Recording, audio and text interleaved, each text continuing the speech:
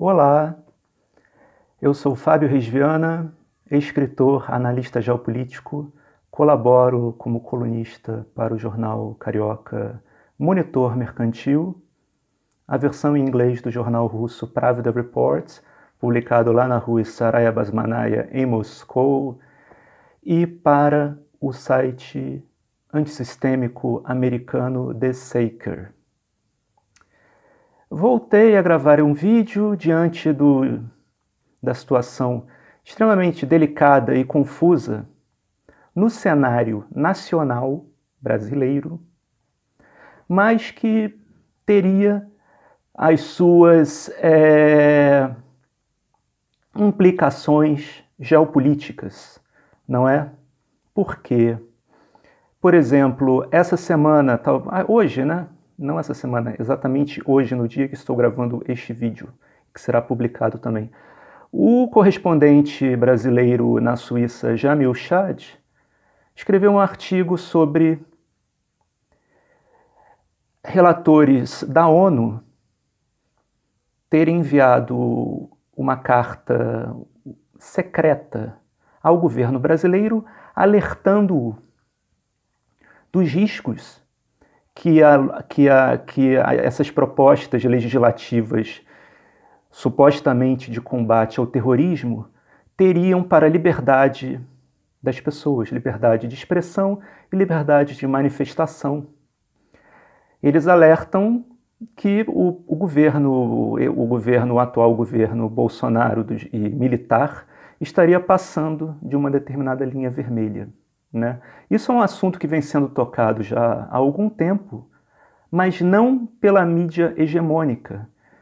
E é curioso, talvez seja um ponto de inflexão esse artigo do Jamil Chad, que é um artigo no UOL, que eu não sei se vai ser publicado na Folha de São Paulo, mas talvez seja. Ele também escreve na Folha de São Paulo. O UOL e a Folha de São Paulo tem uma parceria, sei lá. E isso talvez seja uma inflexão e uma demonstração de algo que está ocorrendo, de placas tectônicas que estariam se mexendo, não é? Os militares, que de fato estão no poder, têm demonstrado nesse momento um certo incômodo pela pressão que a CPI tem feito sobre o Bolsonaro, o seu fantoche, e sobre o próprio governo, porque morreram 500 mil pessoas. Não é pouca coisa, eles não contavam com isso. Não é? Por mais que eles tenham toda uma estrutura de intimidação à oposição sendo gestada, inclusive essa legislação antiterrorista tem a ver com isso, né?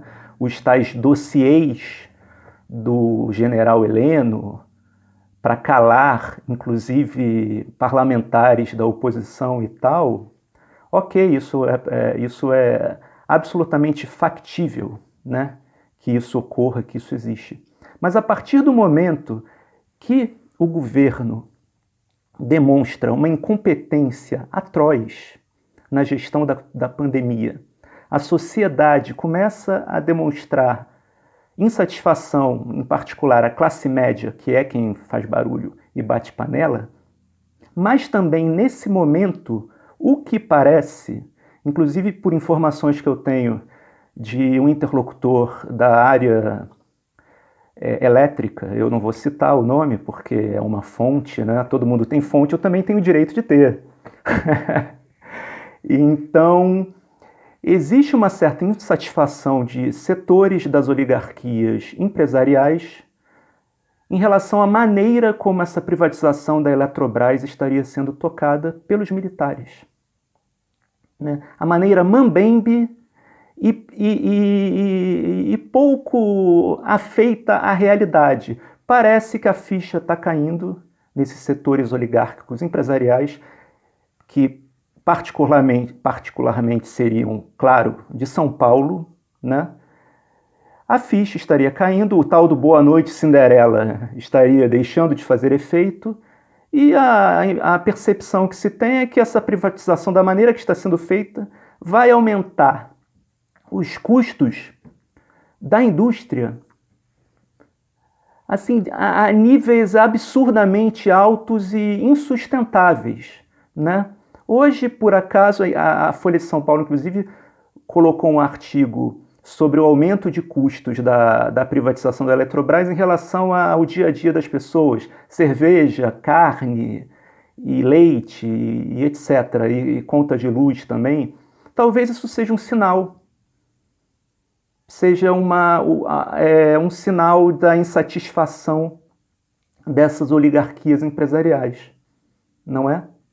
Isso, a questão da insatisfação das oligarquias empresariais, combinada, agora voltando ao artigo do Jamil Chad, né, sobre a questão da ONU alertar o governo brasileiro. A partir do momento que esse governo ele se expõe internacionalmente diante das 500 mil mortes, do descontrole da pandemia no Brasil, a questão ambiental, não é? E agora, com essa coisa da implementação subterrânea do estado de exceção, quanto mais esse governo se expõe internacionalmente, mais provável que ele se fragilize, né? Porque um governo militar, ele só vai, diante do nosso histórico, né, do que nós temos de informação histórica, no caso do Brasil, ele não se mantém sem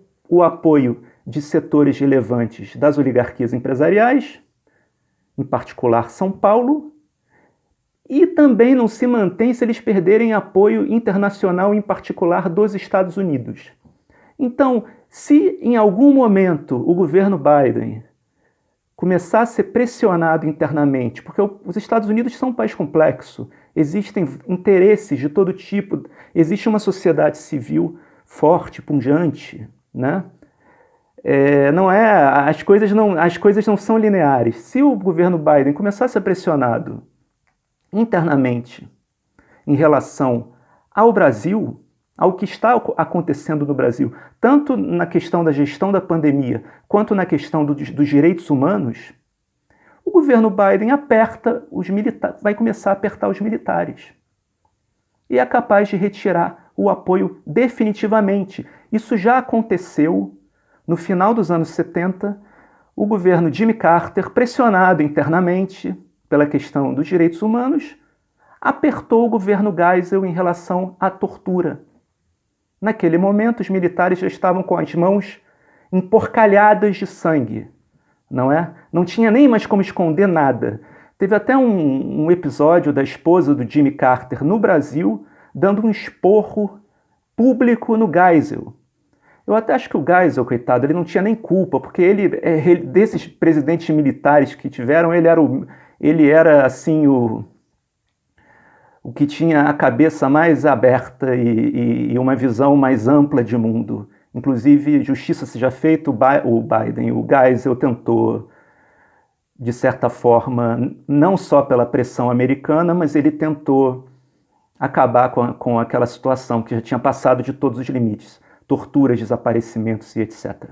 Não é? Então, aquilo que aconteceu no final dos anos 70 acelerou o fim da ditadura no Brasil, certamente. Não só aquilo, né? Depois os americanos também, houve a crise do início dos anos 80, os americanos jogaram os juros lá para o alto, isso quebrou os países periféricos, inclusive o Brasil, porque o custo foi para as nossas costas, e terminou com o Figueiredo saindo do palácio pela porta dos fundos e pedindo que o esquecessem, né?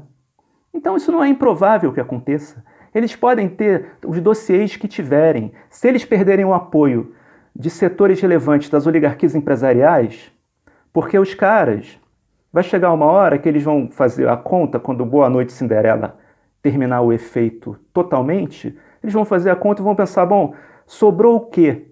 O flat em Miami, né? Porque eles não ter mais nada, acabou. Eles não vão ter quem compre os produtos deles, né? Nem o velho da Havan. O velho da Havan não vai. A loja dele daqui a pouco não vai ninguém mais comprar nada, porque as pessoas não têm dinheiro. Eles estão destruindo o país, né? Eles estão acabando com a possibilidade das pessoas consumirem, né? Isso não se sustenta, né? Isso é uma política completamente alucinada, né? Levada a cabo pelos militares que estão no poder. Então, se eles perdem o apoio de setores relevantes das oligarquias empresariais e dos americanos, eles não se sustentam. Talvez daí venha esse desespero com a questão do impeachment do Bolsonaro, porque tudo bem, não, eles tiram o Bolsonaro, botam o Mourão, mas é mais conveniente para eles o Bolsonaro ficar. Eles têm esse macaco Tião com CPF, que é o Bolsonaro, animando o cercadinho do Alvorada, a plateia, enquanto eles ficam no subterrâneo, né? Vai ser mais complicado para eles um general colocar a cara ali todo dia, né?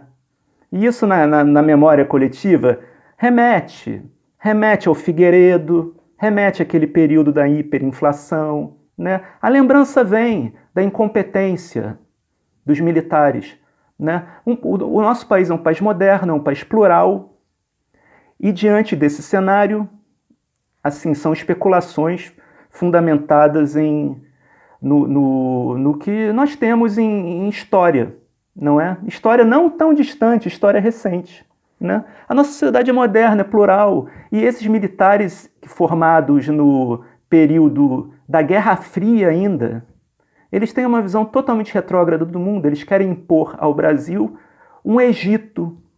Só que a sociedade brasileira não é a sociedade egípcia, é uma sociedade mais plural, mais moderna. Então é isso, desculpem o desabafo, porque realmente é impressionante o que está acontecendo, é uma coisa revoltante, né? É revoltante. E agora surgem youtubers militares que se dizem nacionalistas, mas eles defendem o Bolsonaro até o fim. Estão entregando a Eletrobras, mas eles são nacionalistas. Tá bom, são nacionalistas sim. Tá bom. A mim não cooptam. A mim não cooptam. Tentaram, mas não cooptam, né? Quem está do lado do Brasil, a hora é agora de separar o joio do trigo, né? Os nacionalistas de bandeirinha, os nacionalistas de lábia, esses caras não são nacionalistas nada, né? A hora da verdade está chegando, então vamos lá, vamos para cima. Fábio Reis Viana, direto do extremo ocidente da Eurásia para o contexto geopolítico.